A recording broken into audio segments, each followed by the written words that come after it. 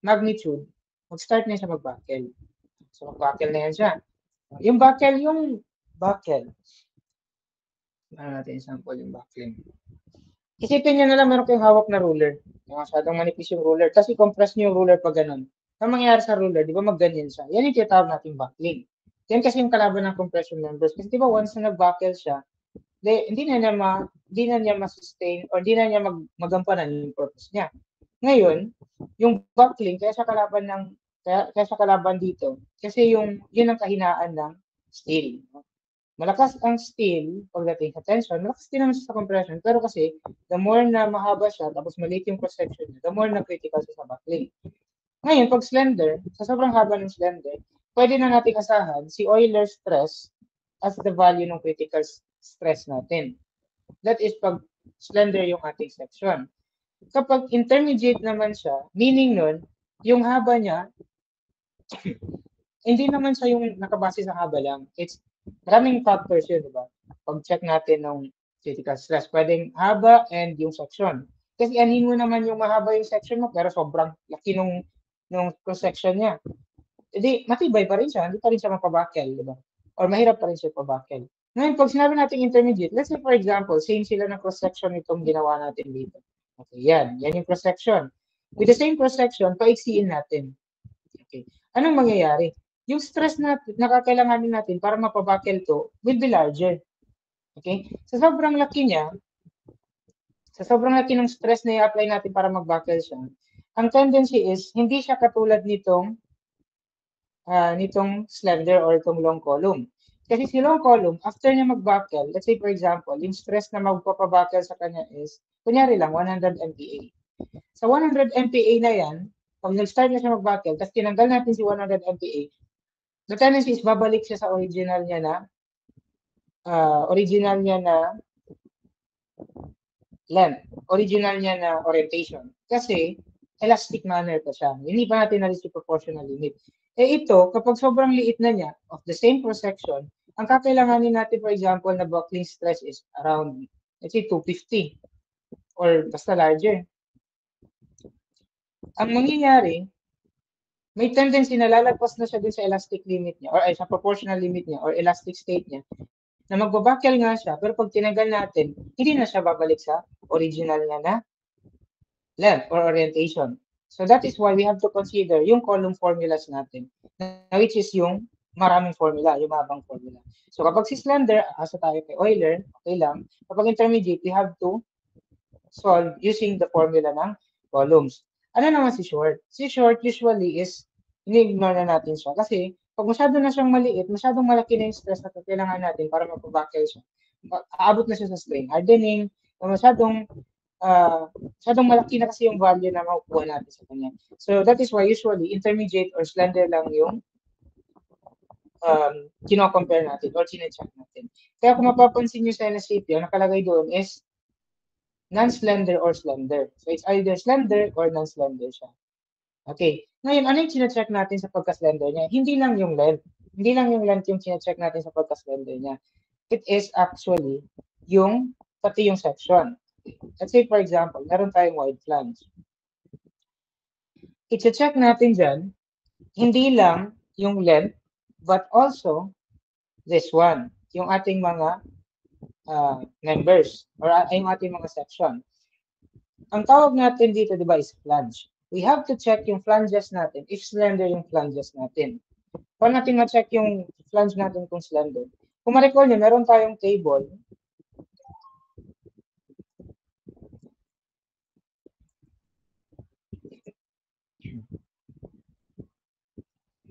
So ito, meron tayong table pang-check kung pasok ba siya, kung slender ba siya, or non-slender ba siya. Ito ang pang-check natin. Ito yung limiting natin. Itong sa R. Okay, kasi ito sa flexion ito. Itong sa R, ito ang sa section or column natin para sa compression members. Ito for beams. For beams, basically, ito naman for columns. Pero ito kasing dalawang to, applicable pa rin to sa beams. Pag umabot tayo sa beams, may gets nyo. Meron din kasing compression doon. Pero kung compression members lang or column lang, itong section na to. At titingnan natin. Mapapansin nyo dyan, meron tayo iba't ibang limiting values or limiting values depende sa kung saan sa pasok doon sa cases. Ano itong unstiffened elements at ano itong stiffened elements? Yung unstiffened elements, example niyan is this one. Itong elements na ito.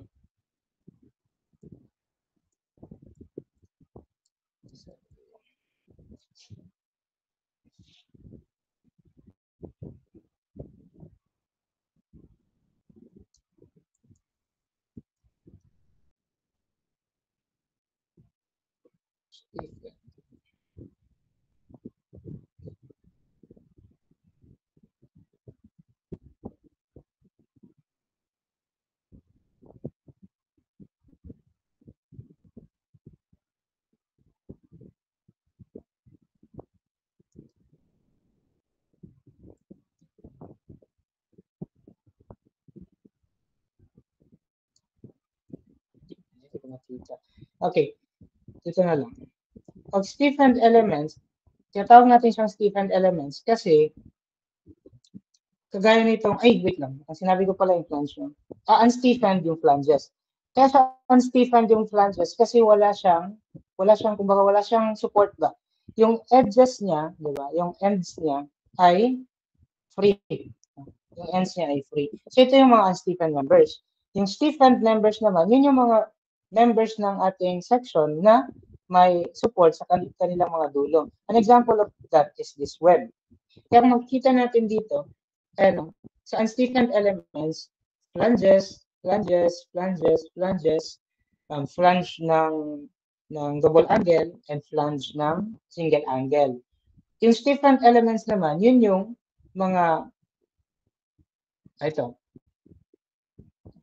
kinonsider nila na kapag yung T is ginamit natin, i-check din natin siya, yung flanges niya, kasi ito angle eh. Pag yung single T, hindi siya double angle. Kapag yung T, i-check natin yung kanyang flange for as stiffened. Ika-count natin siya as stiffened. So, ganun din dito, yung stem naman niya, kapag I-beam naman or the wide flange sections, it's the web here. And stiffened element counted kapag hollow structural steel, kagaya nito. Okay, so nasa coding yan siya. So yun yung difference ng unstiffened and stiffened elements. So we have to check if yung ating elements, yung stiffened elements natin, pati yung unstiffened elements natin, ay long or slender. Kapag non-slender sila, meaning, sa kapapasok yung formula na diniscuss natin last meeting. Okay, para mas maintindihan nyo, apply natin sa isa pang sample problem. This time, sa Google Meet natin. So, okay, so we have here, determine the design and allowable capacity. Okay, given yung hollow structural steel or section, given yung area niya, given yung radius of gyration niya, given yung wall thickness niya, and given din yung base. Kailangan natin yung base niya. Pero kapag hindi given, gamitin natin si 406.4. Kasi dito man din yung table niya, so kunin ko na lang sa table niya.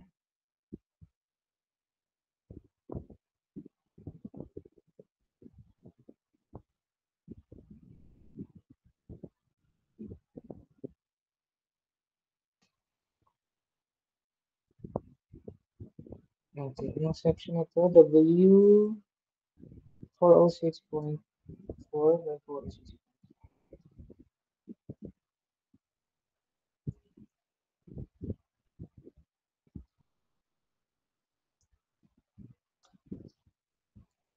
By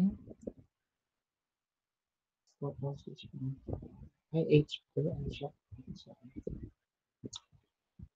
Okay, so ang kanya DFI ay D is 2.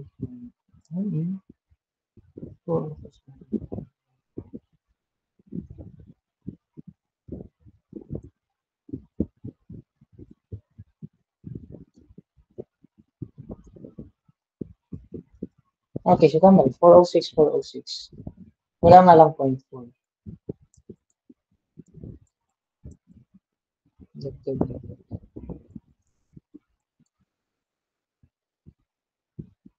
D and H. Okay. Try natin i-solve. Okay, first step is kailangan muna natin i-check if yung ating member is slender ba siya or non-slender. So, yun yung first step natin. So, i-solve natin. I'll just bring the formula para may guide tayo.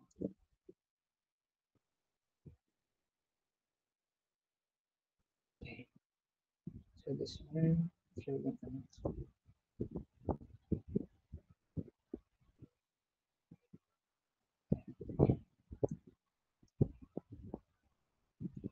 Okay, so kunin natin yung KL over R. Let's start with KL over R.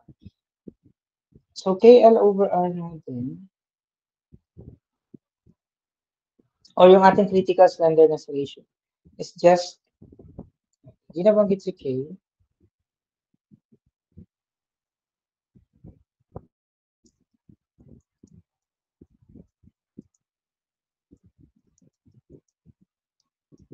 Modify natin ito.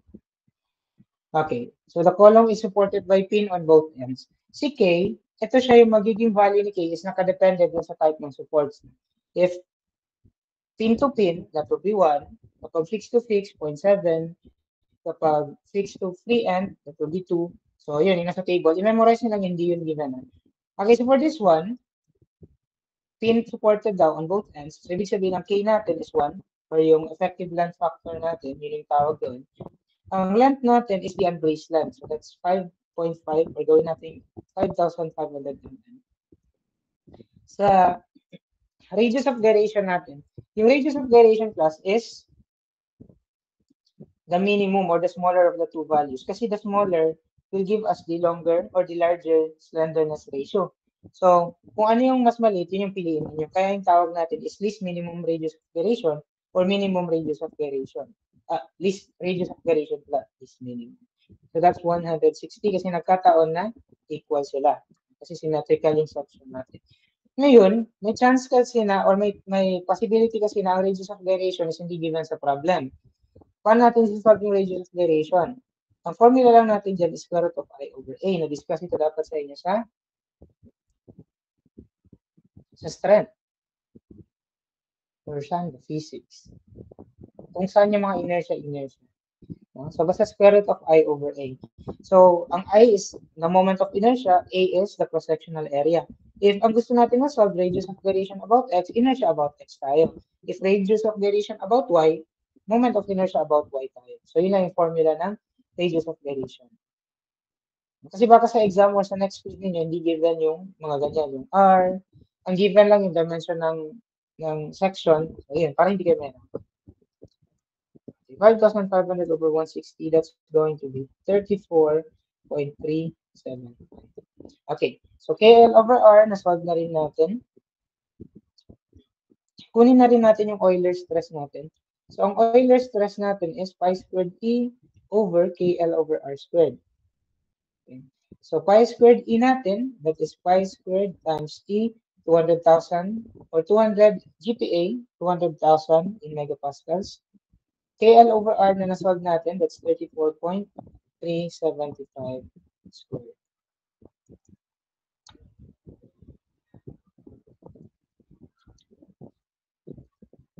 So that is 1,670.492. So this is in megapascals. So ito yung mga kailangan natin i-solve agad, no? Yung ating critical slenderness ratio and yung ating Euler stress. Ngayon, compare na natin. No? Let's start with, check natin ito. Hindi. Bago natin malaman to, i-check muna pala natin if yung ating section is slender or non-slender. Kasi walang sense na mag-proceed tayo sa solution natin if hindi natin alam kung slender or non-slender siya. Balikan natin yung table. Saan siya mag-fall? Hanapin natin si hollow structural section dito. So, pwede tayo dito magtingin. T, I. Ito. Uniform compression in flanges of rectangular box and hollow structure. Ito. And hollow structural sections of uniform thickness subject to bending or compression. Okay, so case 12 siya. Stiffened element. So, saan tayo titingin dito? Dito tayo titingin. Kasi ito, this is for flexure or beam. Ito siya yung pang columns or compression members. So, compare natin yung ating beam to thickness ratio. Base to thickness ratio. Pero yung sabi dito, ang base daw is this one. Ito lang yung ginamin na B. So, wag kayong, makita nyo kasi B yung ginamit natin dito, yun din yung gamitin ninyo. Hindi. Sabi dito, yung B daw is yung clear distance in between the two walls, no? Na horizontal. Kasi pwedeng vertical din eh. So, ibig sabihin yan siya. So, paano natin yan makuha? If meron tayo ditong 406, ang magiging B natin, slide dito. Ang magiging B natin will be 406, bawasan natin ng thickness. Okay, ano yung wall thickness? 12.7. Bawasan natin ng dalawang wall thickness, 12.7. Kasi ito, wall thickness man to. Wall thickness to. So, ito yung 406. So, 406 minus dalawang wall thickness divided by, so D over T na lang natin to. Sabi doon, D over T, wherein ang T is the thickness, wall thickness. So, divided by 12.7. So, anong B over T natin? So, that's 29.969. Okay. Saan natin i-compare yung base to thickness natin? Or base to thickness natin? I-compare natin sa 1.4 square root of E over Fy, which is yun yung limiting natin. Kapag lalagpas tayo dito, meaning slender na yung ating base, o yung ating section. So, 1.4 square root of E over Fy. So, ilan yan? 1.4 times square root of E 200,000 over Fy natin, that is 318. That is 35.109 or 11. So, ito yung ating limiting value. So, pag lalagpas tayo dito ng ratio ng B over T natin, ibig sabihin, slender na siya. So, hindi natin ma-apply yung formula natin na ito, yung mahabang formula natin. Okay, so therefore, since B over T is less than 1.4 square root of E over Fy, so therefore, the section is non-slender. Okay, or there are no slender elements. So pag walang slender elements, we can proceed with the formula. Okay, so now let's proceed with the formula.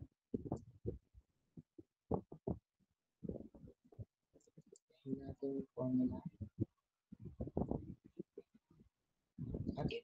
So yung formula natin, solve muna natin yung KL over R and then i-compare natin dito sa 4.71. Solve natin. Square root of E over Fy. So ilan yun?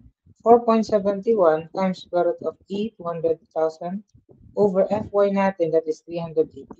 So that's going to be 118.12. Okay. So kung 118.12 yan siya, yung KL over R na nasolve natin kanina is 34.375. This is less than 4.71 square root of E over Fy. Okay, so ibig sabihin, less than siya. So dito siya mag-fall. Dito siya mag-fall na formula. Okay, so using that formula, let's now solve for our critical stress. Okay. So critical stress natin is 0.658 raised to Fy over Ft multiplied by F1. Okay, solve nyo 8 lang. Hindi naman lang ako.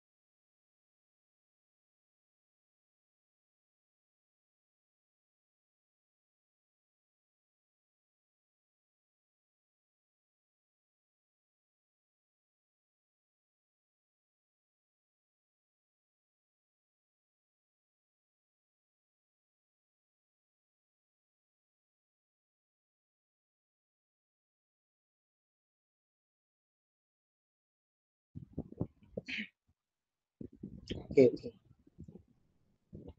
Okay, so ilan siya? 0.658 raised to Fy natin, that's 318. Fe natin, compute natin to kanina, 1670.492 multiplied by Fy natin, that's 318. Okay, so therefore, this will be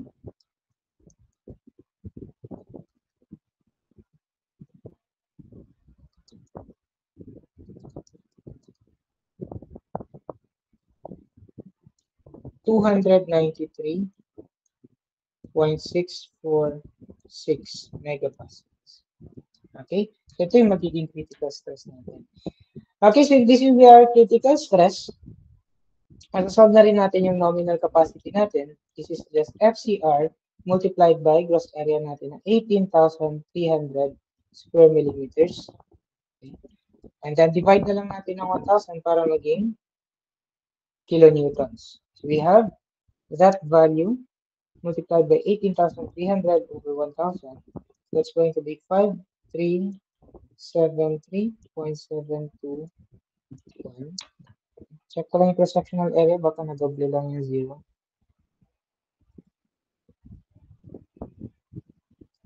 Yun talaga, 18,300. Okay, so that's going to be in kilonewtons. 7 to 1 kilonewtons. So, nominal capacity pa lang yan. Ang pinapasolve sa atin is design and allowable capacity. So, therefore, yung design capacity natin, this is just reduction Rn. So, kung ano yung nakuha natin sa sagot, multiply lang natin sa 0.9. So, that's going to be 4,836.35 kilonewtons. This will be our design capacity. So how about our allowable capacity? That's just 5,373.721 divided by 1.67. Kasi yun yung factor of safety natin. So that's 3,217.797. Okay? So ganun lang. Nagigets? Nasusundan ba? Okay.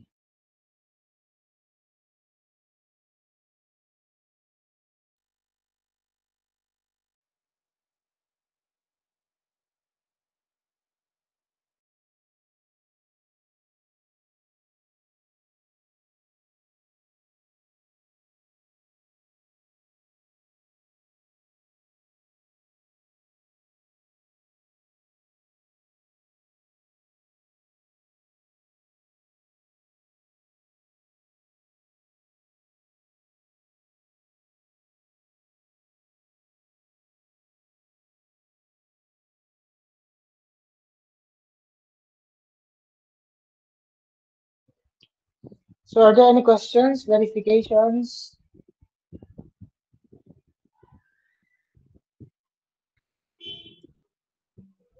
Okay, wala naman. Wala? Klaro din? Klaro naman pala eh. Sana nag-quiz na lang tayo again. Yes.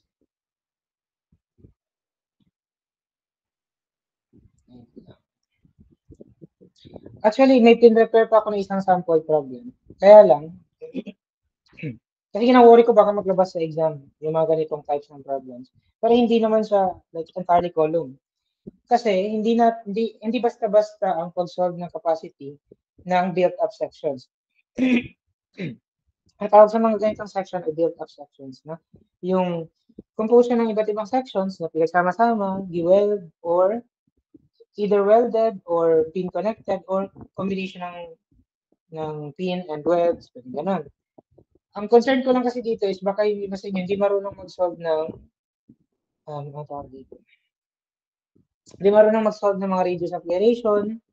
Paano kung ganito yung problem. So baka yung mga ganun na types lang na lumabas sa exam ninyo, yung mga calculate the radius acceleration and yun. Ba't di sumama? So, try lang natin i-solve yung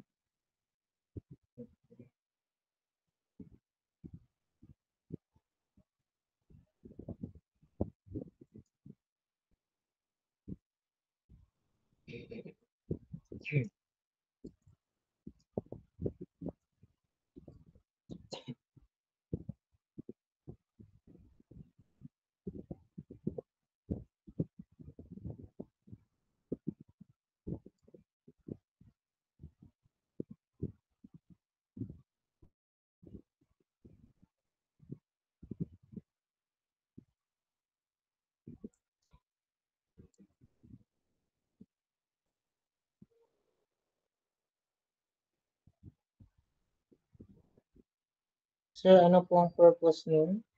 Stiffened and unstiffened na table. Na!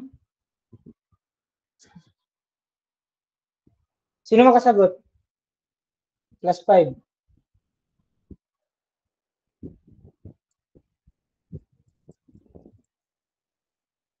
Ano daw ang purpose ng stiffened and unstiffened na table? Kasi dalawa yun eh. Na.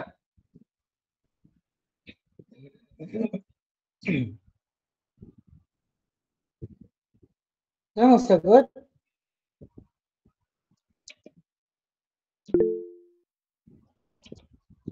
Sige daw ni Maro.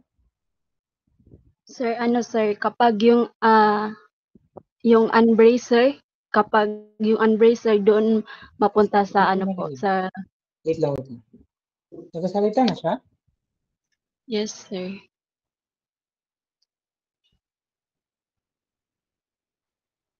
Hindi ko marinig. Ay!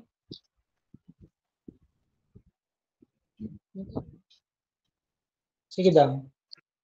Sir, kapag po yung, ano sir, yung column sir is naka-unbracer, tapos dito ka magkuha sa stephen sir. Tapos kapag naka-brace po sir sa, kumbaga sa gitna, kailangan mo pong...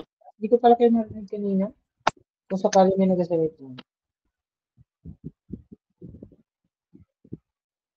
Wala rin nagsasalita. Connected. And then... Hello.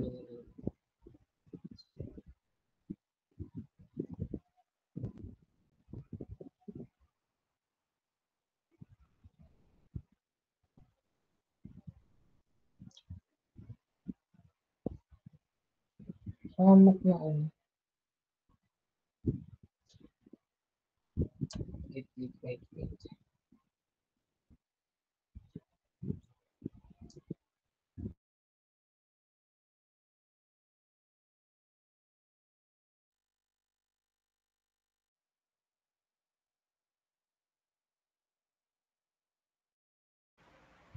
Salita daw kayo.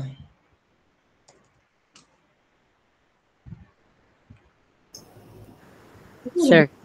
Hello. Ay, yan. Hello, sir. Ano, marinig ko na, pero sa ano nag-connect. Kaya po ako marinig. Ayan na. Sige daw, salita daw kayo. Hello. Nag-update kasi yung Meet. Daming alam. May pag ganito pa. Ayun, okay na. Gets ko na. Mag-select ka pala ng input-output. Okay. Sige, sino maka-explain? Anong pinagkaiba ng Stephen pati ano? Ay, si Dimaro pala. Si Dimaro muna, nauna si Dimaro eh. Sir, kapag ano po, naka-unbrace po yung column sir, ang stephen po ang gamitin sir. Tapos kapag naka-brace po is yung ano po, unstephen. Yan po sir. Or kasi may, yung sa column sir, kasi may agwat sila sir na ano, nakapin po yung dalawang, yung isang column sir, nakapin sa gitna sir. Ganun ba yan sir? Hindi. Wait lang. Ang Stephen versus unstephen, may kita lang natin siya sa isang section na. Let's say for example, kuha tayo ng wide flange.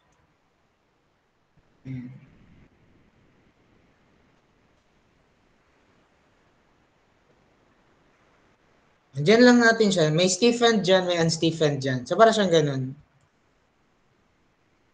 I-explain ko kanina.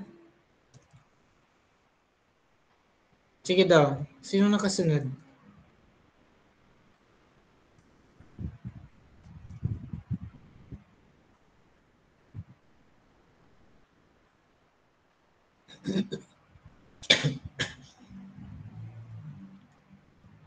Okay, so yan na. Yung flange, yung unstephen. Pero anong difference nila?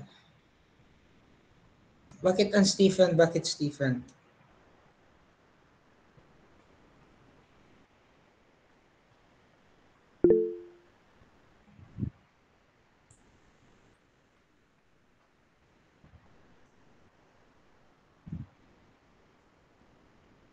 Sige daw, Manuel Sulaiman.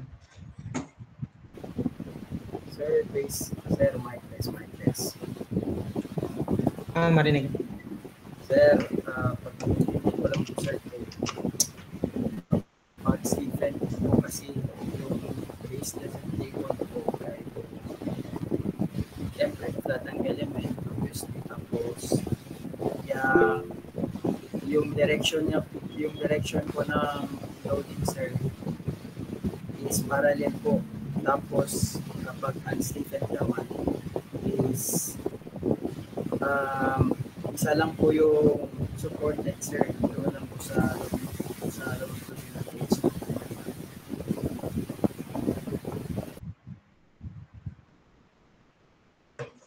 Wait lang. Hindi. Itong kayong kalantungan, parang papunta doon. Okay, yan. So, ganito sa ginamin ni kalantungan. Kapag Stephen, yung flange unstiffened. Kasi, yung pag sinabi natin Stephened elements, yun yung part ng cross-section na projecting sa free end. Kagaya nito, yung flange niya is unrestricted yung ends niya. Yung Stephened element dito is yung kanyang web. Kasi may support siya sa dulo niya sa magkabilang dulo niya Kasi pag kinompress natin yan, syempre, perpendicular dun sa screen, pag kinompress natin yan, magkaiba yung magiging effect, probably magkaiba yung magiging effect doon sa flanges niya, pati doon sa web niya. Pwedeng ang flange niya is mag-buckle dahil slender considered yung flange niya sa sobrang nipis, or pwedeng yung web naman niya ang mag-buckle dahil sa yung web niya is sobrang nipis. So magkaiba sila kung pansinin nyo, magkaiba sila ng comparison dito na factor or yung limiting value nila. Tingnan nyo. Sa flange ng I-beam, ang limiting is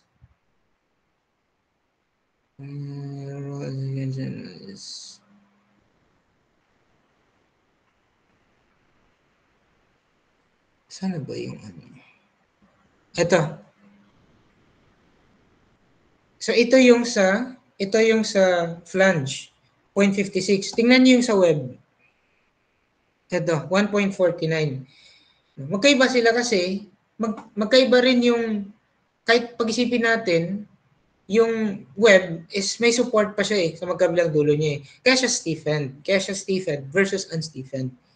So yun yung stiffened or unstiffened. So hindi siya baka may akala nyo connected siya sa bracing or connected siya dun sa basta kailangan nating i-check lahat ng elements na meron doon sa section natin. Nagkataon lang na yung sample natin ngayon is a hollow structural steel. Yung hollow structural steel, isa lang yung pang-check natin dyan. Wala naman siyang flange, wala siyang web Ang pang-check lang natin talaga sa kanya is yung width to thickness niya. So yung width to thickness niya is ito yung limiting factor niya. So ganun siya. Nasusundan?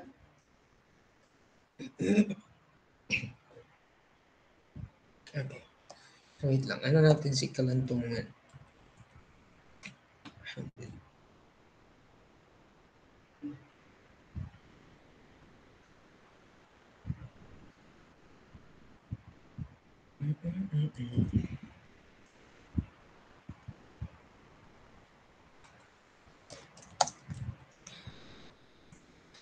Okay. So yan. So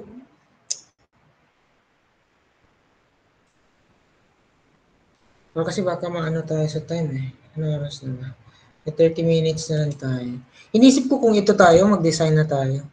Mag-design na lang tayo, balikan na lang natin to. Mas importante yung design Baka mamaya hindi tayo maabot sa design. Design muna. Wait.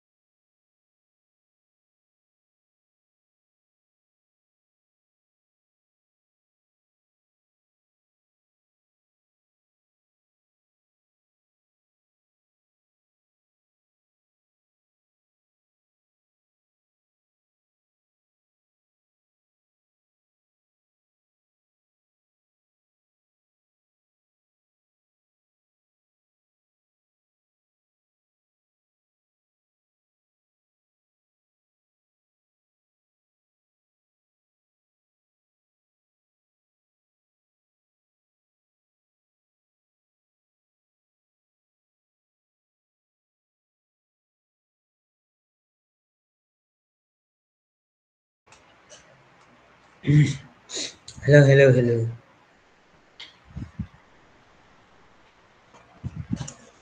Marinig pa ako, marinig pa. Buhay pa kayo dyan? Naghihingalo na yung ilong ko.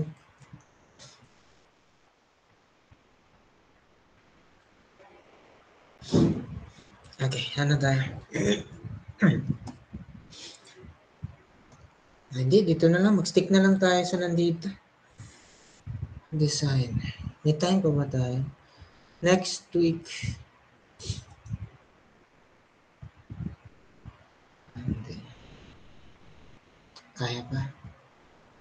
Sige, next week na lang. Design tas beams. Tapos balik tayo bolted. Sige. Try natin to i-solve na. Pero hindi natin i-solve yung design capacity. I-solve lang natin yung revise ko yung problem. Mag-solve tayo ng mahirap na section para hindi kayo mahirapan kapag madaling section na lang.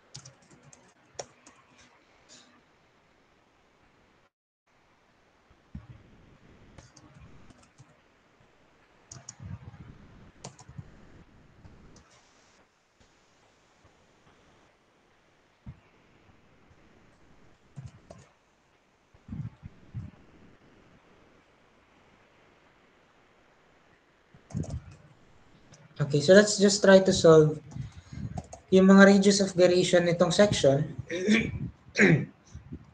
and yung critical slenderness ratio. Okay, nasusundan pa ako, naririnig pa ng maayos, nakikita pa yung screen. Okay. Okay, so let's try to solve this one. How to solve, para ma-refresh lang paano nyo isa-solve yung radius of variation. Actually, plus inertia na rin ito eh. So, given naman yung ating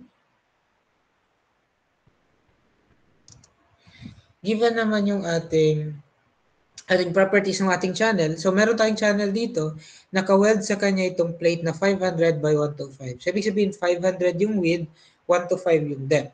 Okay, so how do we solve this one? Kailangan muna natin mag-start sa pag-solve ng ating centroid. Kailangan natin i-locate muna yung centroid natin. So, how to locate yung centroid natin? Since symmetrical siya ng about x-axis, so yung paganyan, symmetrical siya. So yung centroid natin, somewhere dito na, nasa gitna na. Ang problema na lang natin yung vertical, hindi siya symmetric vertically eh. Diba? Nagigets nyo? Hindi siya symmetric vertically, diba? Paano ito maging symmetric? It's either tanggalin natin si plate or lagyan natin ng isa pang plate sa baba. Yun lang yung time na magiging symmetric siya. Okay, how do we solve for the centroid niya vertically? Mag-Barignos theorem lang tayo, no? So if we let datum, centroid, I'll just solve yung centroid measured from top. So pag mag-Barignos theorem tayo, ilalet ko na datum ko yung top so that yung masasolve ko na centroid is measured from top. Pangalanan ko tong YT. Okay, so how do we solve this? Area 1, Y1, yan lang naman yun eh, di ba? Plus area 2, Y2 is equal to area total, Y top. Basta yung Y's natin, yung Y1 and Y2 natin, dapat measured from top. Area 1, I will let area 1 be the plate. And ilet ko yung area 2 ko na yung channels. Okay, so dalawa sila. Iisahan ko na lang na area 2 para mas madali.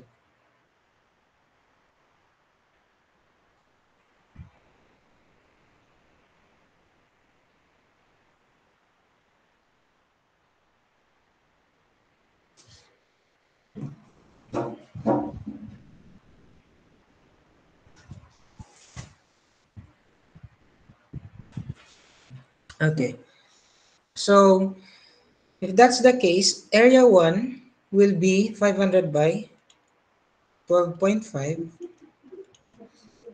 times y1. So yung y1 natin is the centroid nung area 1 natin measured from top. So kalahati ng 12.5 is 6.25. So times 6.25 natin. Plus, okay, area 2 natin is yung area ng ating channel. Na-given man yung area ng channel natin. Itong property na ganito is kada isang channel ito, hindi ito sabay. So ibig sabihin, ang area 2 natin is kunin ko lang yung kada channel. So that's 8,130 multiplied by its barred y measured from yung y2 which is the centroid of the channel measured from the top. So ano yung depth ng channel natin? Ang depth ng channel natin is 457. Okay. Kalahati ng 457 is 2 to 8.5. So from here, papunta sa centroid ng channel natin, somewhere dito siguro, that's 2 to 8.5. So i-add ko si thickness na 12.5. So plus 12.5, that's going to be 241. Yun yung magiging y2 ko. Okay? So area total natin, times 2 pa pala para sa dalawang channel. Ayan. Area total natin is area ng plate 500 times 12.5 plus dalawang 8,130. So that's 22,510 multiplied by YT. So that yung YT or yung centroid natin measured from the top is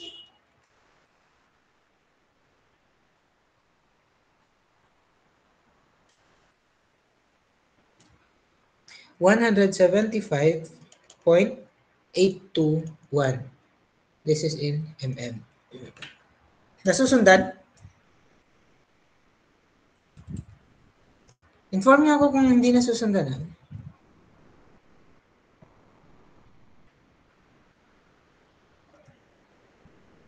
Hello?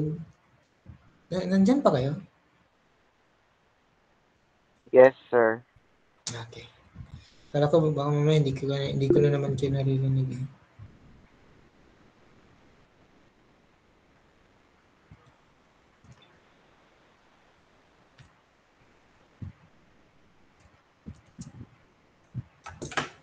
Okay, wait lang.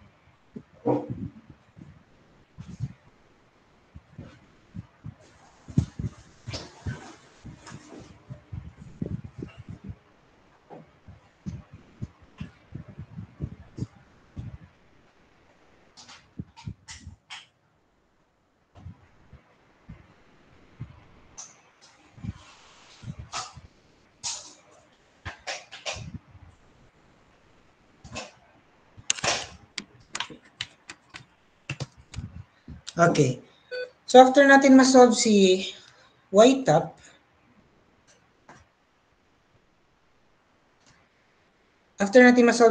ang purpose lang ng pag-solve natin kay y-top is to, for us to be able to solve for yung ating moment of inertia. So yung moment of inertia ng buong section natin is different doon sa moment of inertia na nasa screen, yan sa property ng kada channel. Okay, so moment of inertia. So review na lang ito ha. So moment of inertia natin nahati sa dalawa. So meron tayong inertia about x and inertia about y. Since yung ating section, nalocate na natin yung centroid niya about x. So lagay natin somewhere dito. Kasi 175 eh. So somewhere dito.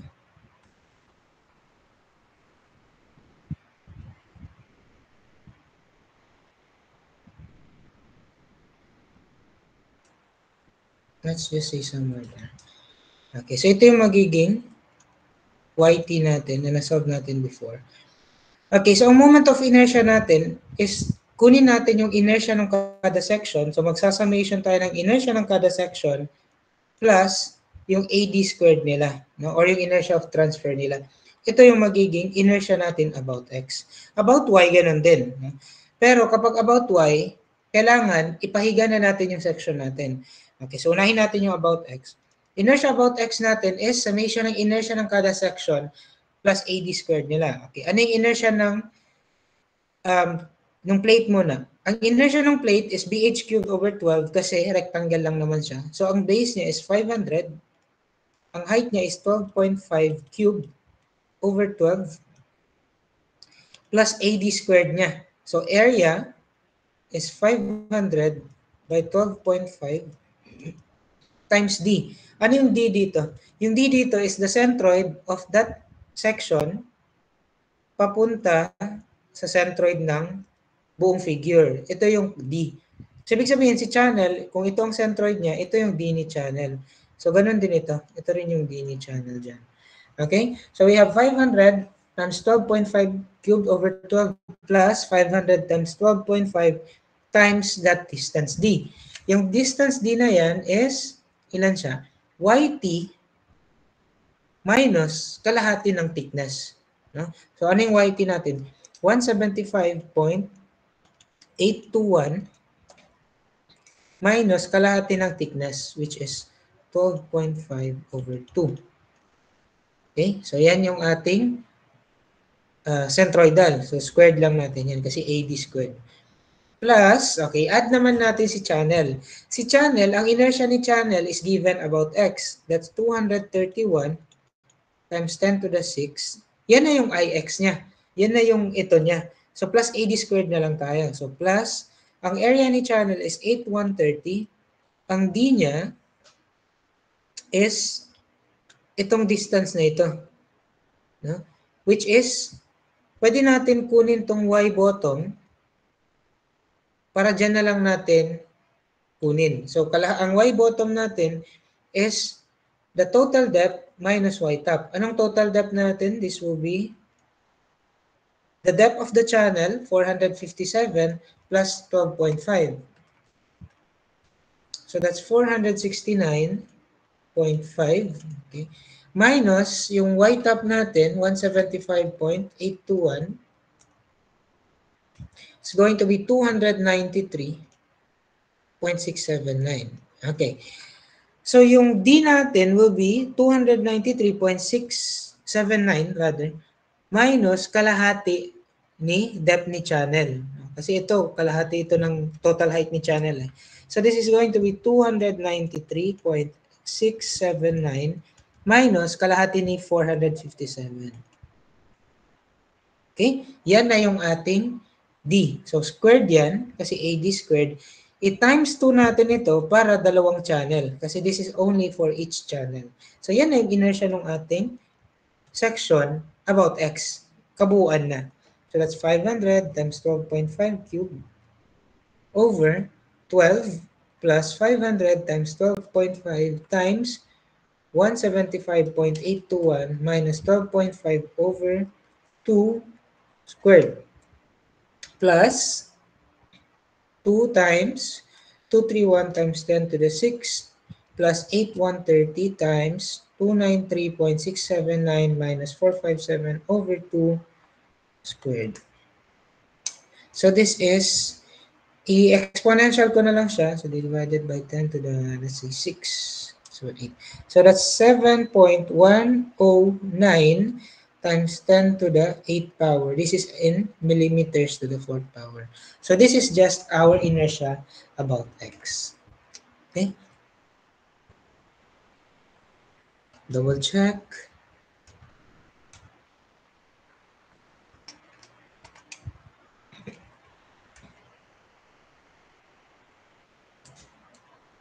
Okay, tama rin.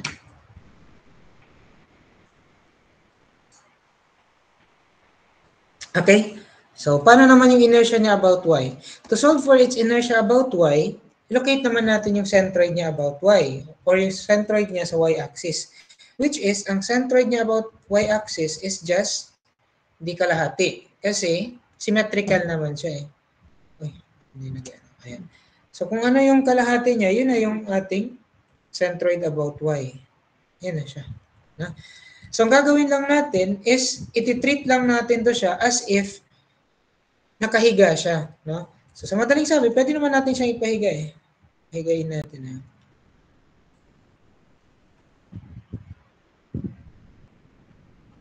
Alisin lang natin to.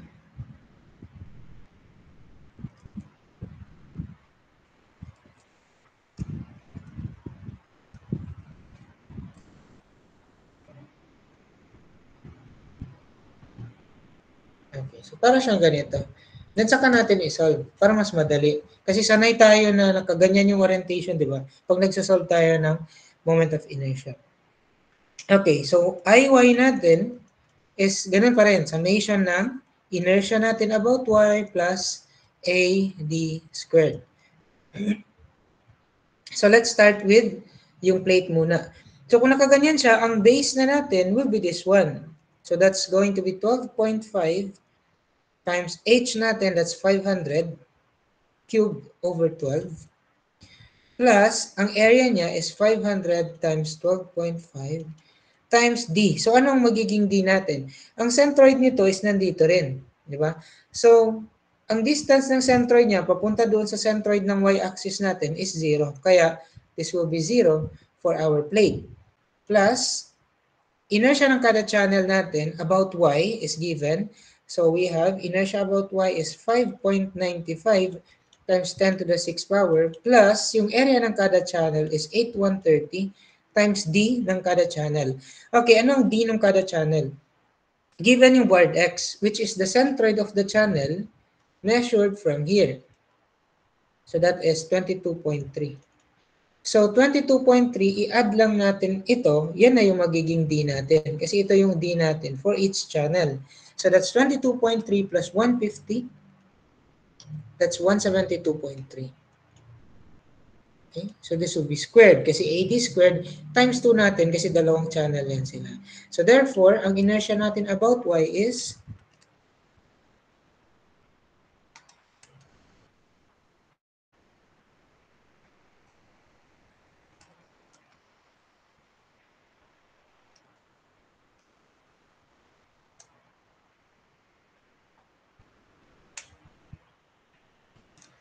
divided by that. I-ano lang natin, exponential.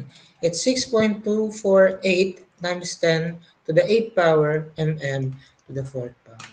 Okay, so ito na yung magiging inertia natin about y. Okay, so anong purpose na? Ba't natin sinolving inertia about x at inertia about y natin? Kasi, to solve for letter A, which is yung Rx natin or radius of gyration natin about x, this is square root of Ix over A. Ix natin is 7.109 times 10 to the 8th power.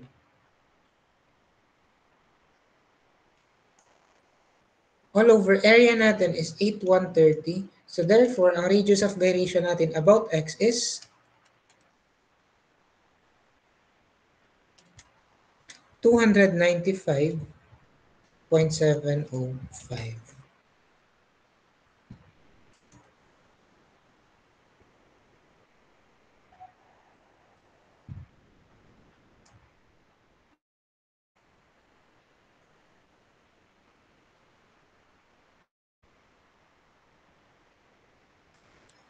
Okay?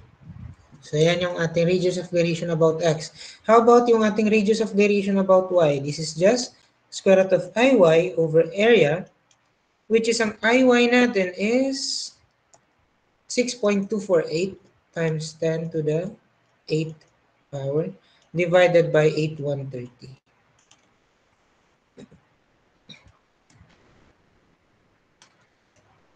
So this is going to be 277.22. Okay, so how about letter C? Yung letter C is the least radius of gyration or yung minimum radius of gyration natin. So ano yung, hindi pala, critical slenderness ratio na, critical slenderness ratio with given length na 5.75. So ang slenderness ratio is L over R na minimum. So therefore, yung length natin na 5.75 or this is 5,750 mm, i-divide lang natin ng smaller natin na radius of gyration. So if that's Ry, so therefore 277.22.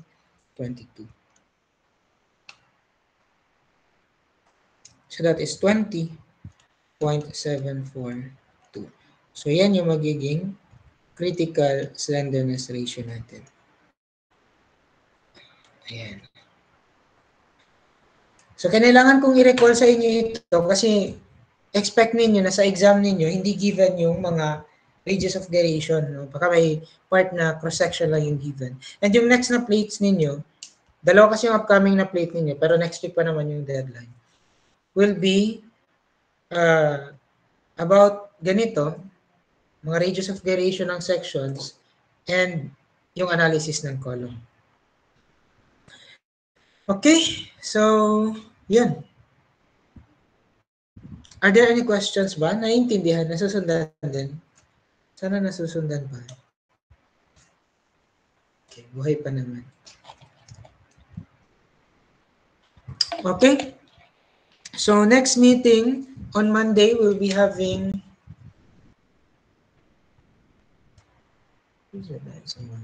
Mag-quiz na tayo sa Monday. Kasi kung mag-design tayo sa Monday, kasali siya sa coverage ng quiz sa Tuesday,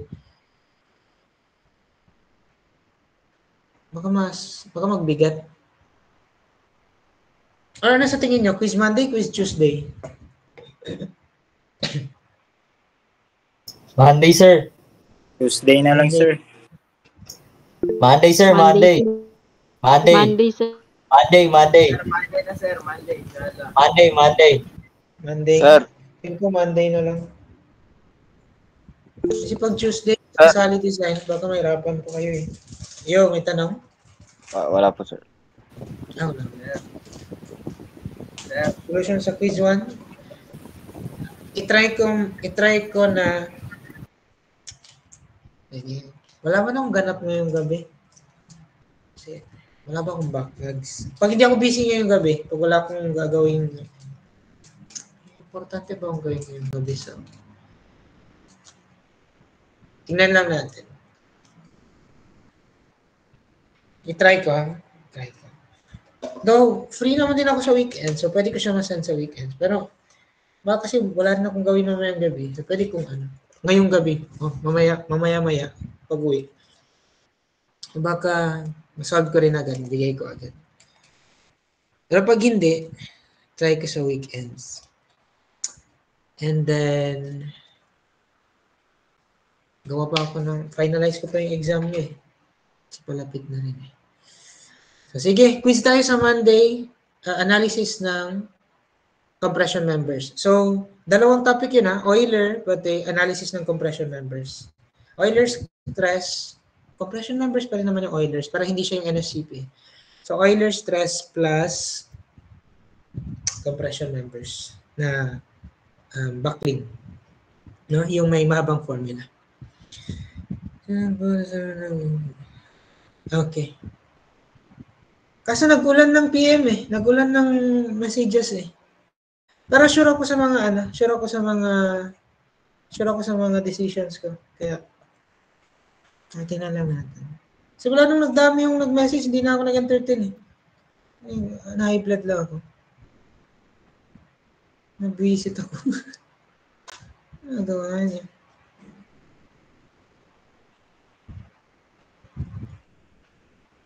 Ano pa ba?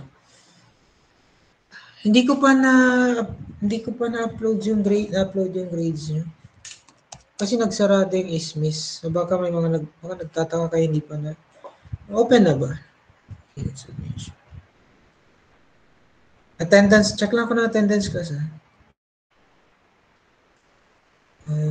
sarado eh. Ay, open. Ay, hindi. Sarado nga. Sarado yung na-close na tayo ng ISMIS. Pati yung ISMIS natakot sa grades niyo. Ayaw na mo pa-input.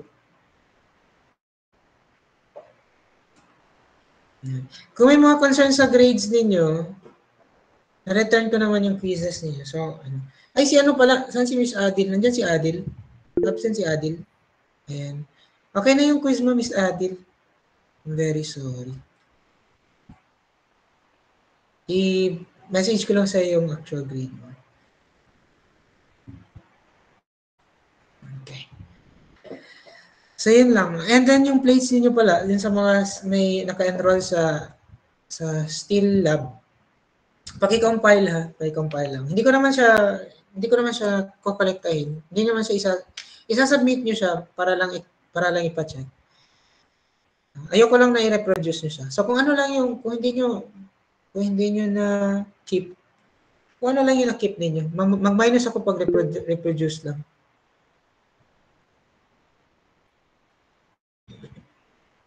Sir, anong highest na grade select? Tingnan natin. Highest grade select. Kung ano, curious din ako. 92 ata. Grabe, 92. Wala kayo 92? Ay. Magkopya-kopya lang man kayo. Mag-92 sana yun. Hindi kayo nagkopya-kopya. 69, sir. Maniwala pa. Masyado kayong negative. Anong highest?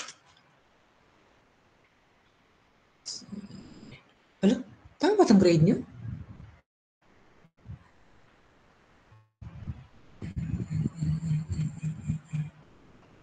Okay.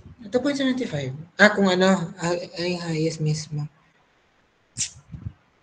77. Wow. Ay, 78. Sir, name drop 1. Ayoko. Pag ba giname drop natin, magkumpiyansa, mabagsak pa.